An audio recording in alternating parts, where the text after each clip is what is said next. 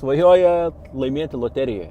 Ir atsiminkit tokį svarbų dalyką, kad kuo tavo prastesnis pasitikėjimas savim, kuo žemesnė savivertė, tuo tu labiau lauki gyvenime sėkmės. Ir kas įdomiausia, kuo žmogus laukia labiau sėkmės, tuo jis patiria daugiau nesėkmių.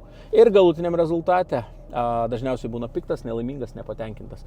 Atsiminkit paprastą taisyklę, kad gyvenime sekasi stipriems, o nesiseka silpniems. Neignoruokit šitos taisyklės, nes kitu atveju jūs galit svajoti naktim, sapnuoti loterijas, laimėjimus, kaip keičiasi jūsų gyvenimas, kaip jūs gyvenat po palmę ir taip toliau.